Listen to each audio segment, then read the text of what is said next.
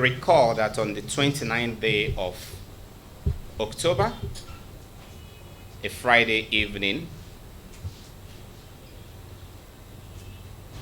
the house of one of the Supreme Court justices, Justice Mary Odili, JSC, situated somewhere at Maitama, a high-brow neighborhood in the Federal Capital Territory, Abuja, was invaded by persons whose identities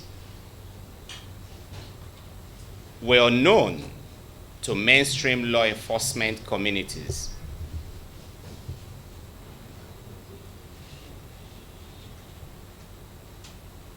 Following that unlawful attempt at raiding the house of the Supreme Court Justice, the Inspector General of Police ordered a comprehensive investigation into it. Earlier on, the Attorney General of the Federation and Minister of Justice had also submitted a written petition to the Office of the Inspector General of Police requesting a robust and discreet investigation into the matter with the aim of unraveling the identities of the persons involved, their motives, and perhaps the authorities, if any, behind them. The case was subsequently handed over to the Force Intelligence Bureau on the instruction of the IGP, and today I'm here to present you with a summary of our findings. A total of 14 suspects are here with us today. 7 are still at large, and detectives are working around the clock to round up the remaining suspects who are either directly or indirectly linked with this very serious offense. In the course of our investigations, we discovered that the man who was acclaimed to be a chief superintendent of police, Lawrence Ajodo, is in fact not a police officer.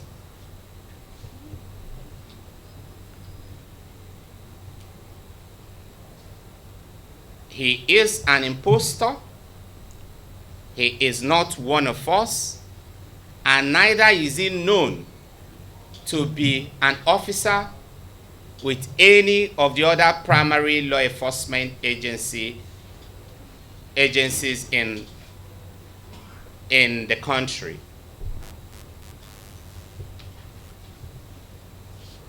We discovered that although the team, this syndicate actually obtained a search warrant, that particular search warrant was obtained based on false representations that were made. The search warrant contained number 9, Imo Crescent, Imo River Street, but the house that they attempted to gain access into actually is number 7.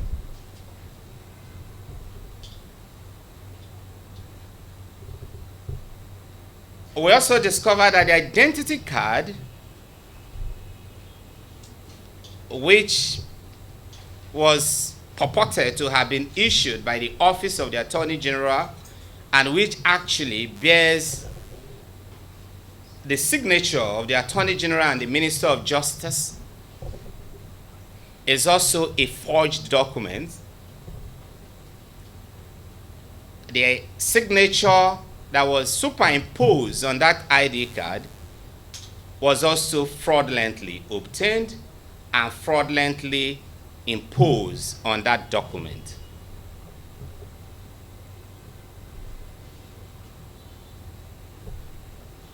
The crime was a well-conceived one with actors drawn from different fields of human endeavors.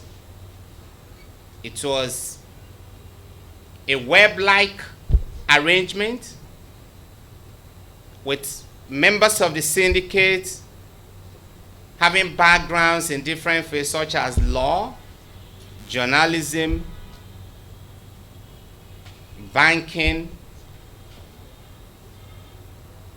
and even some rogue law enforcement agents.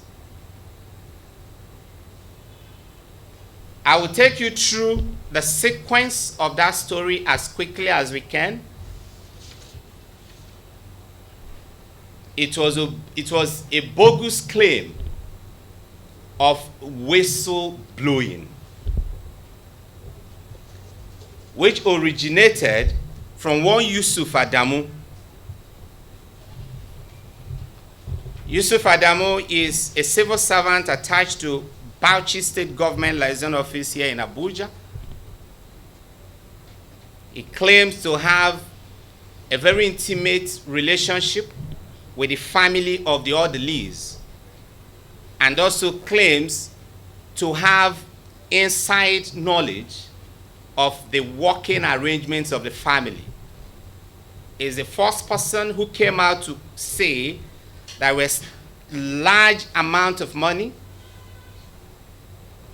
in the house in foreign currencies ranging from pounds to euro to dollars. Yusuf Adamu thereafter contacted Bashir Musa. Bashir Musa is a clerk in the audit department of Central Bank of Nigeria, and sought the assistance of Bashir Musa in getting a spiritualist or a prayer warrior who could actually pray and get the money cleansed, as according to him there was some spell upon the money. Bashir in turn contacted Sheikh Ujibo and Abdullahi Adamu. These two men, or specifically Abdullahi Adamu, in turn contacted Aliyu Umar Ibrahim. Aliyu Umar Ibrahim claims to be an Islamic scholar and an Islamic prayer warrior who specializes in istikhar kind of prayer.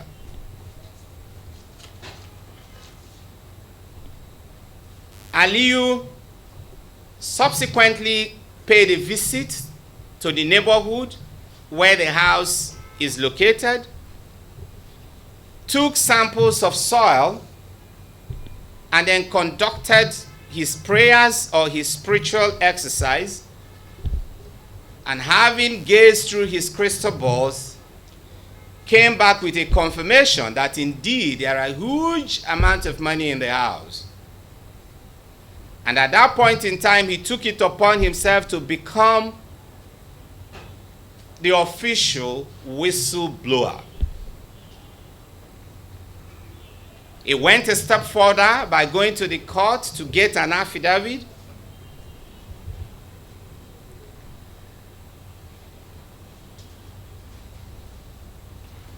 And this Persons also made attempts to reach out to EFCC and see if they can enlist the support of some personnel of EFCC to carry out this raid.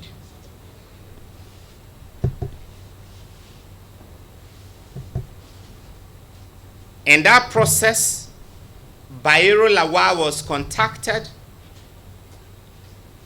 Bayero in turn contacted one Austin, who is still at large. And after failed attempts at enlisting the support of operatives of EFCC,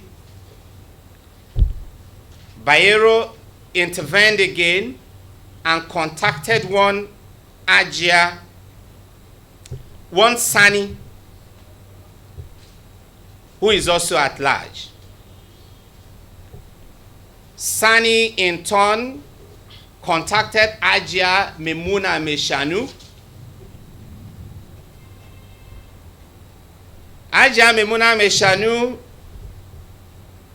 then decided to enlist the support of her cousin, one Michael Dieter-Spieth. Although Ajia is from Kano State, the mother is from the southern part of the country. He eventually had a meeting with Michael, with one other person currently at large known as Godwin. It was Godwin who eventually contacted Lawrence Ajodo, the acclaimed chief superintendent of police,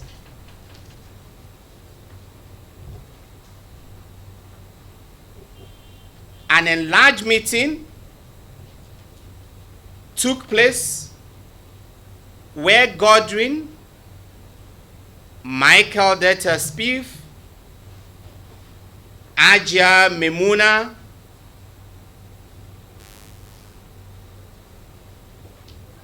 Lawrence Ajodo, the fake CSP,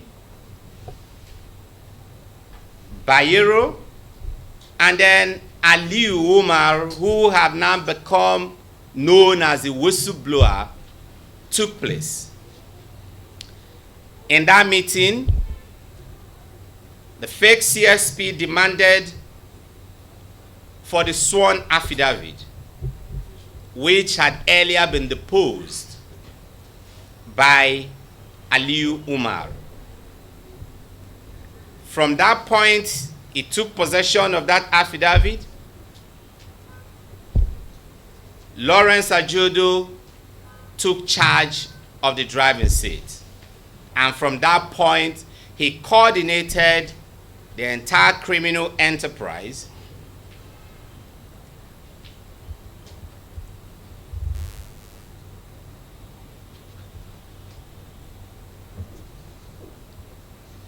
Lawrence later on contacted Barrister Alex, one Barrister Alex,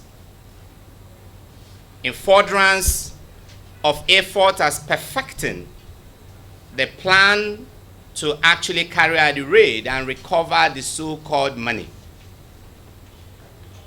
Barrister Alex, in turn, contacted Barrister Igwe, who also brought in one Stanley, who claims to be a journalist with one of the most reputable newspapers in this country.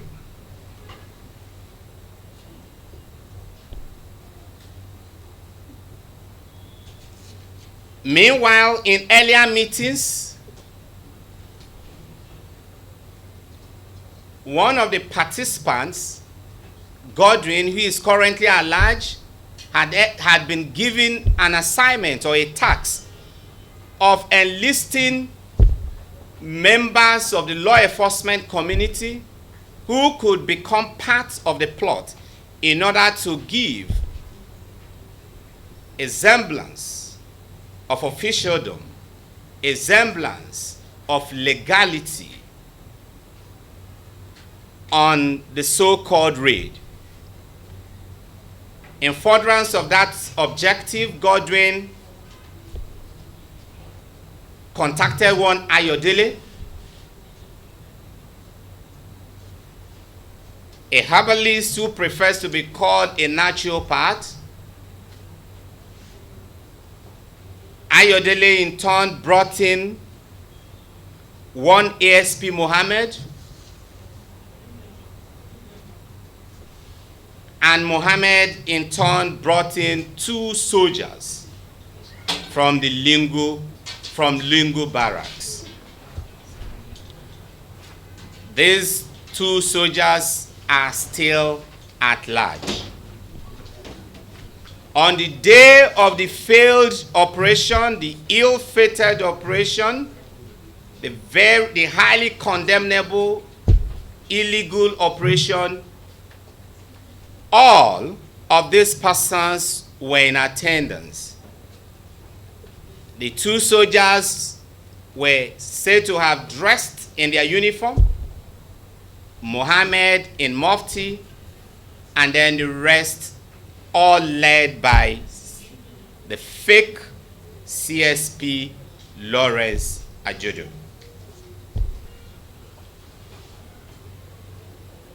The security men who are on guard in the premises of Justice Mary Odili deserve a lot of commendation. They took their time to scrutinize the documents and discovered the disparity in the street numbers quoted in the document and the one and that of the house they are protecting. And they provided stiff resistance to these illegal invaders. And that singular action saved this nation of what would have been even a greater level of embarrassment. Our investigations into this case has been swift. They've been intelligence-driven. They've been very comprehensive. And every single person who is in any way connected to this matter, to this crime, currently at large, will eventually get into our net. We are charges ranging from conspiracy, personation, criminal trespass, perjury, forgery, and other types of crime that might be uncovered against them will likely be contained in the charge sheet.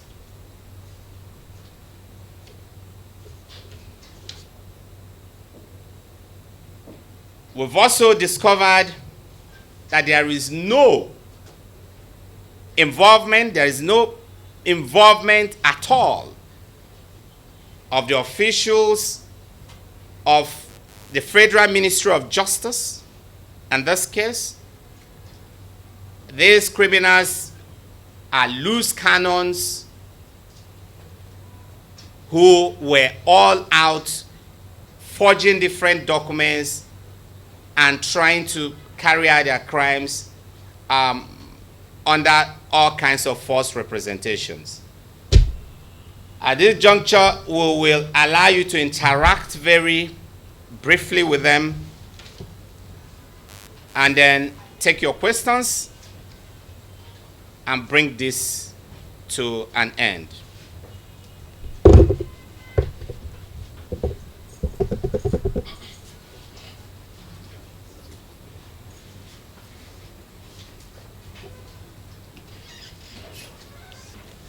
You want me to tell you more about the journalist? Yes.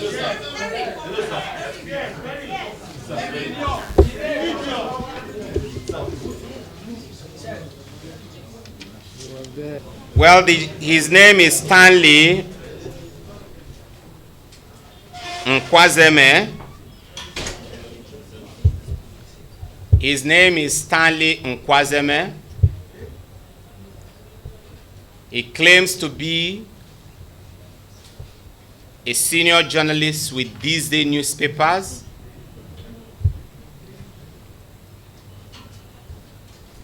He played very key roles, including attending several meetings. He accompanied them to the courts while they were trying to perfect the processes and interpose judiciary approvals to the act of their criminalities. He also accompanied the syndicate to the house on the date the failed raid was to be carried out. During my personal interaction with him, he claimed he was working on the story. And the simple question I asked him is, after the story broke out that the house of a sitting Supreme Court justice was invaded, why did you not quickly do a story to show exactly what has happened if you were actually propelled by true intentions, patriotic intention, professional journalistic intentions? He didn't answer that question. It took detectives 5 days after that incident or more before he got into our net. And within that interlude, within that interregnum, he never in any way did a story to actually tell us or tell the world what actually transpired. And so for us, he was not just a passerby. He was a part and parcel of the entire web-like criminal network. He will speak to you since you are so interested in him.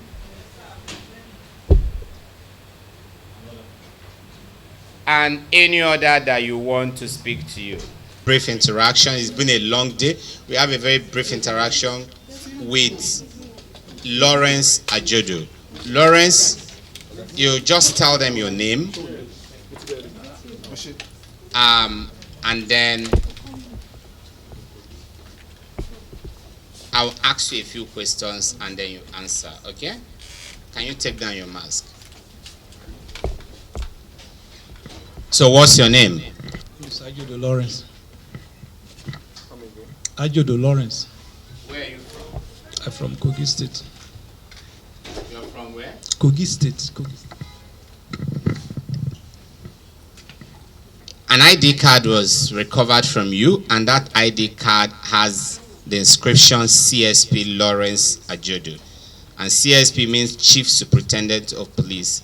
And when we talk of police here, we're talking of Nigerian Police Force. The simple question I have for you now is, are you a member of the Nigerian Police Force? No, sir.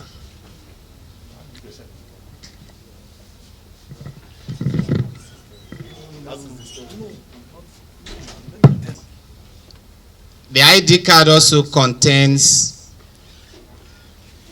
inscription Access Recovery Panel, domiciled under the Federal Ministry of Justice.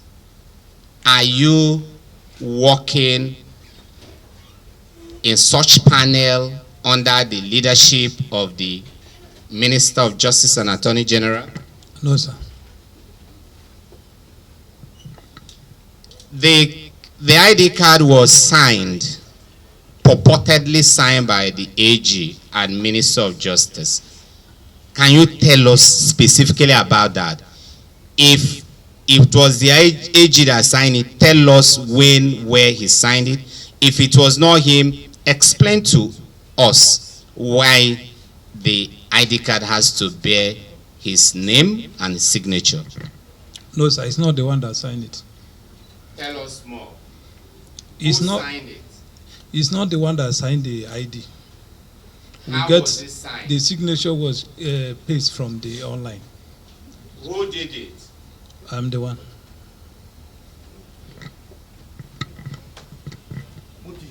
Gentlemen, a computer, a laptop, 2 flash drives, a printer were recovered in his house in the course of search that was conducted, a legitimate search that was conducted in his house. And also when the laptop was digitally searched, a sample of the signature of the Attorney General of the Federation was found in that piece of computer. We also found a printer in his house. And it was very easy for us to forensically and digitally connect the ID card to the computer and to the printer. That's the much we can take from you, from him. What was your motive for this operation? What did you want to achieve? When the whistleblower came to me and they narrate how they do their affidavit from the EFCC, so I told them that they should not worry, let us go and check. So I didn't go there. It's number 9, it's not number 7. The house is number 7. Your search warrant contained number 9. Yes, sir. But you went to number 7. Yes, sir. So what is on the paper does not matter. It is where you went to that matters. So why did you go there? No, where we get to that place and I find out it's a spiritual. Use the mic. Immediately the thing was revoked. The search warrant is not executed. That's how it is. It was revoked. So why will you take up the job of a whistleblower? Are you by law or by professional calling in any position where you are supposed to do that job? Sir, I don't know. Let me just explain because it's based on the way the question came in. So let me explain. Go ahead. There is a mandate of 18 accounts in Nigeria given to me.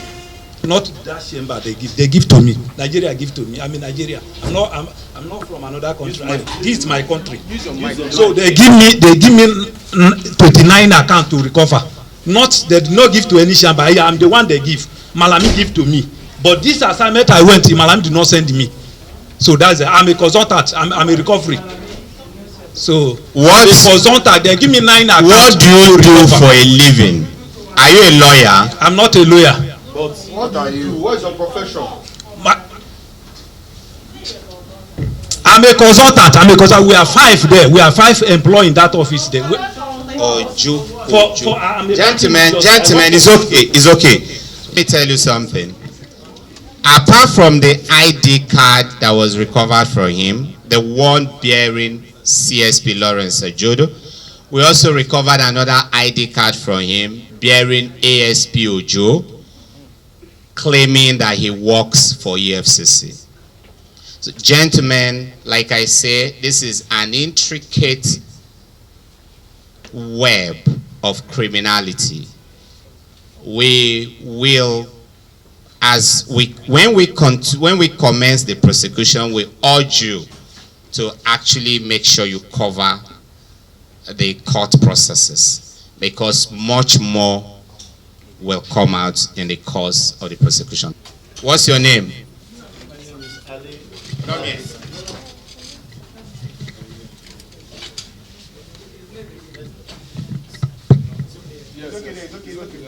What's your name? My name is Ali Omar Ibrahim. In this case, are you the whistleblower?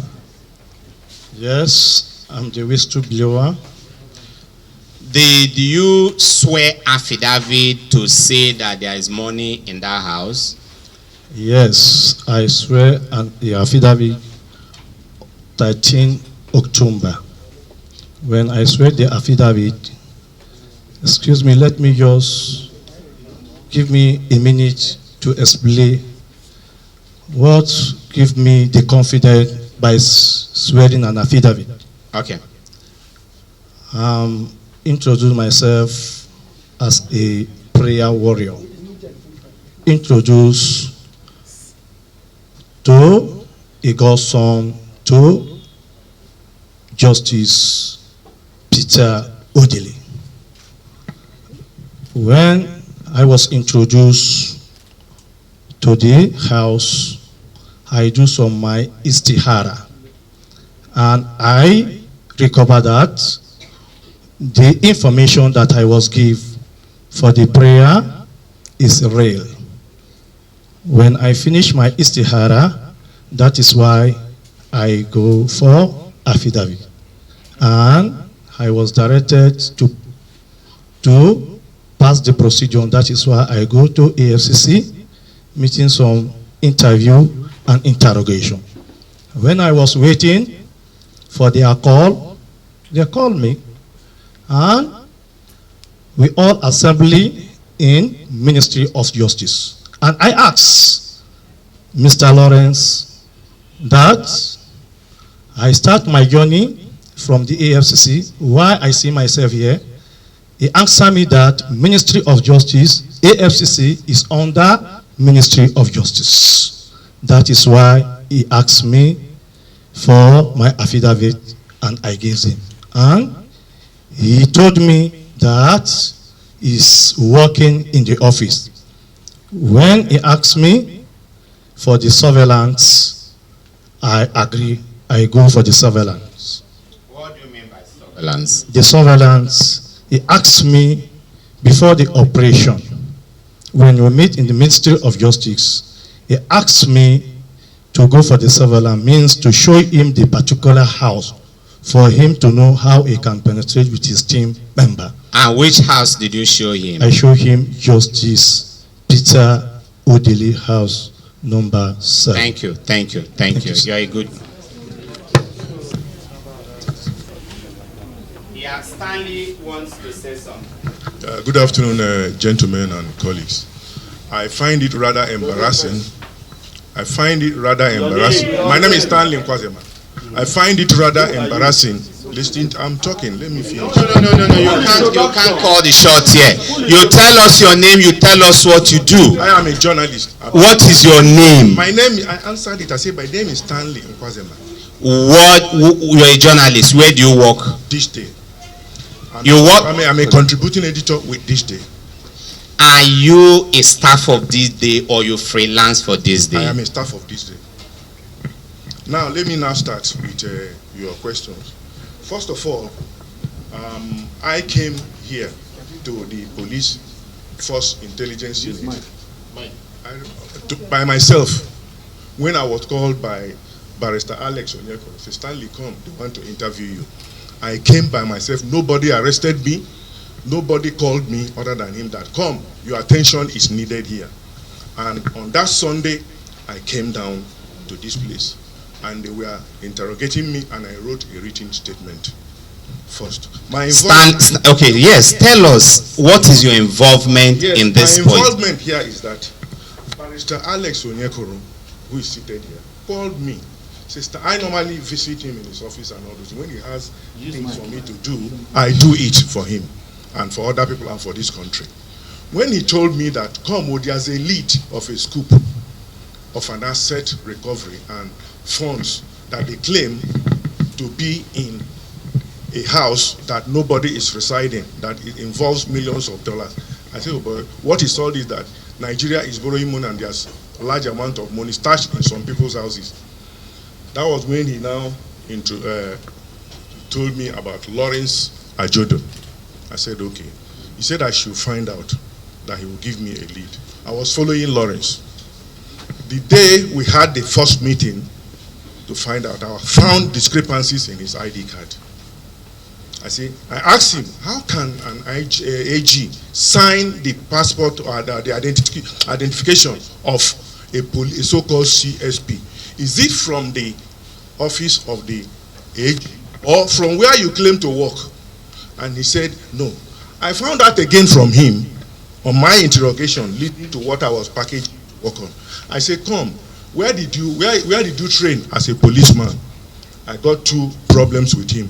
He told me, I said, that he was in Woody. I said, there's no police training college in Woody. It is in Woodil. He said, yes. I said, Woodil, Kano. He said, okay. The next thing I asked, he said, he didn't finish in Woody.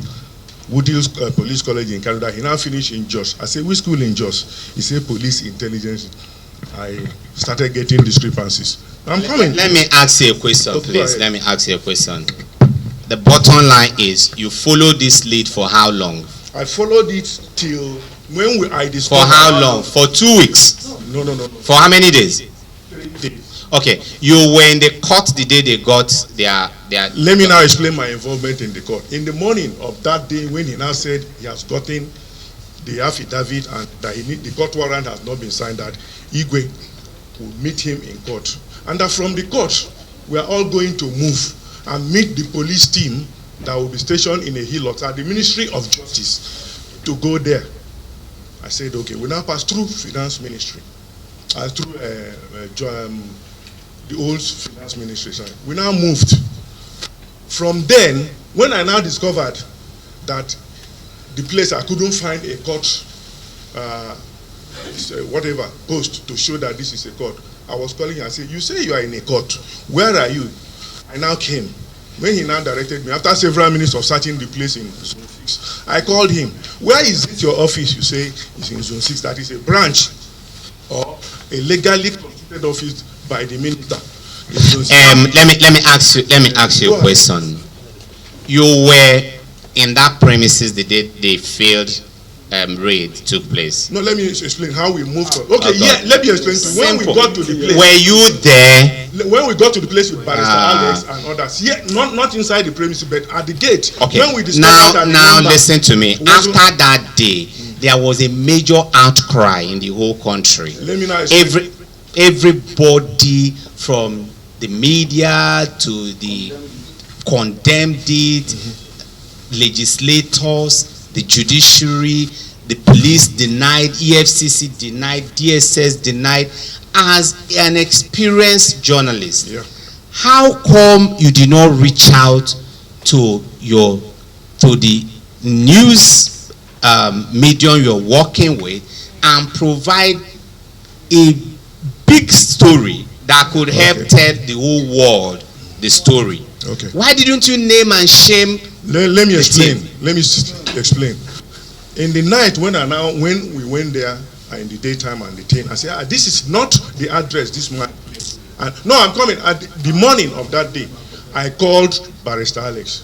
I said, Mo, this thing that happened was not what this man told us. Let him reach out to the Attorney General of the State. My question is why? Because it took you 5 days before you eventually reported here. Let me explain now. On the morning of that, I said he should get in touch with Lawrence to please call the Attorney General of the Federation that he went to a wrong, and also call the IGP where he claims to work as a CSP to report to them that this is where he was supposed to go and that this is what happened, and narrate to them so that they should be able to guide him on what to do. So in that process, I never hid anything on. He called me and told me, Stanley, do you know that this thing that they have arrested him? I said, what? I said, I suspected that much. He called me on Sunday. So that's why I didn't write Stanley, sit down. The only other person that you probably need to speak to is the official whistleblower. You want to talk? You want to tell them how you came into the matter, or you don't have anything to argue? Remove your mask.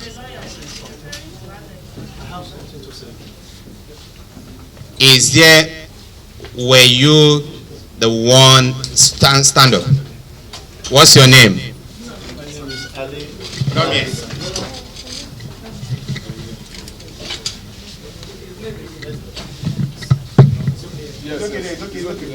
What's your name?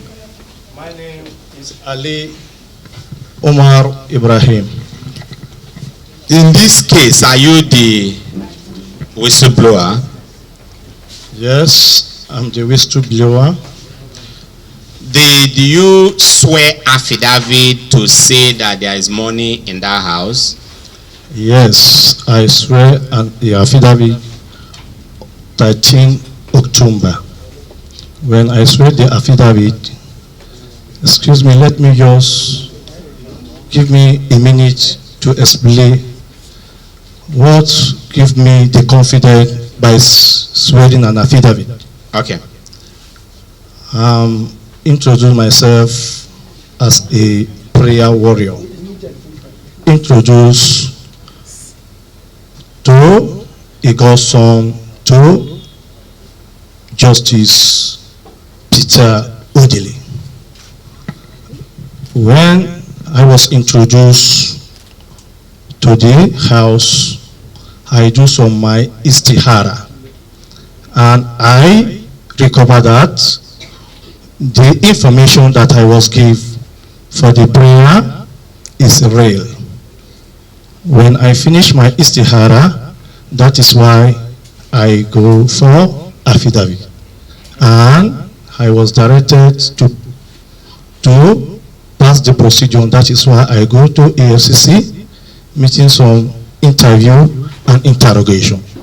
When I was waiting for their call, they called me, and we all assembly in Ministry of Justice. And I asked Mr. Lawrence that I start my journey from the AFCC, why I see myself here.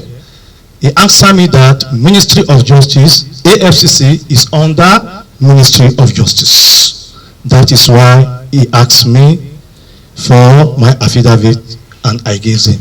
And he told me that he's working in the office. When he asked me for the surveillance, I agree. I go for the surveillance. What do you mean by surveillance? The surveillance, he asked me before the operation, when we meet in the Ministry of Justice, he asked me to go for the surveillance, means to show him the particular house for him to know how he can penetrate with his team member. And which house did you show him? I show him Justice Peter Odili house number 7. Thank you, thank you, thank you. you. You are a good. Gentlemen, thank you. Have a fantastic day.